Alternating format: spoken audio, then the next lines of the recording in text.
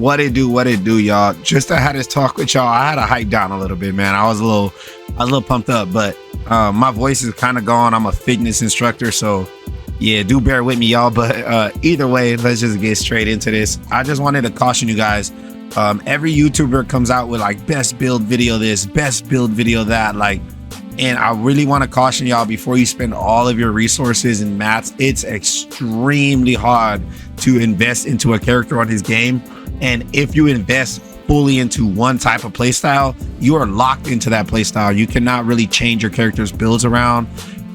It really does suck. And let's say you don't form a no fucking C slots for health or defense, you will be kind of screwed. The cerulean slots, right?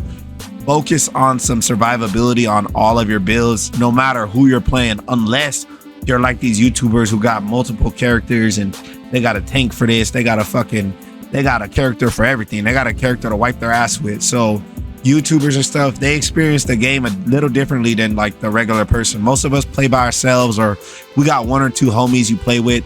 Y'all, if you take a build that has no defense into a boss fight and it's supposed to kill every boss in 0.7 seconds solo, take that shit into a boss fight where you're forced into a group, or you're just trying to play with your homie.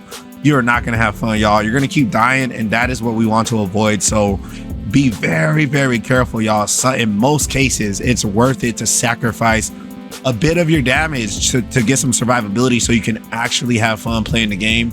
Another thing to note is if you are not at these last three bosses, the reason you never see the content creators soloing these bosses really and going in there and showing you 0.2 second kills on these bosses is because these bosses force you into playing with people. Like, if you're not there yet, that's why. It makes you play with people, y'all.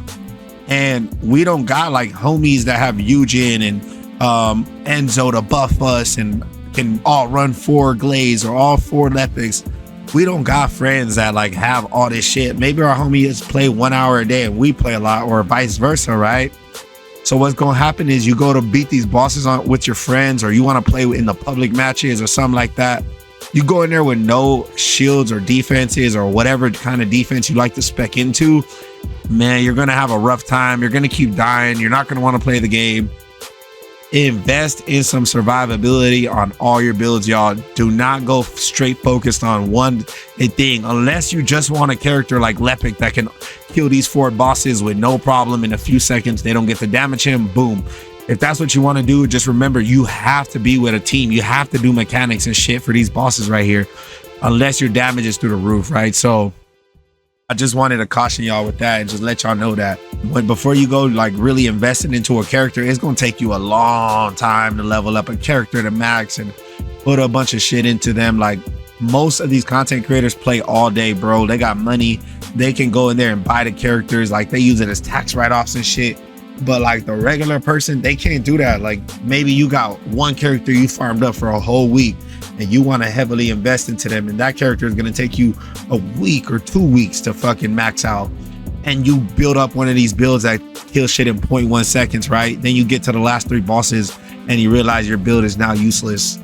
We definitely do not want that, right? So do be careful, y'all. And just as a recommendation for y'all, I recommend, if y'all want to just be survivable, put increased HP on your character. You can put Battle of Stamina, Time Distribution, Spear and Shield, and then obviously the increased defense mod. Unless you're playing a character that uses shields, go off. But those 4 or 5 mods are the ones you should be alternating between on all your characters. Battle of Stamina, Time Distribution gives you a good chunk of HP. Increased HP, obviously, Spear and Shield, and then the increased defense mod right here. Those mods are the only ones you need, and you could put 2. Let's say you put 2 HP mods, or let's say you just put all HP, whatever it is.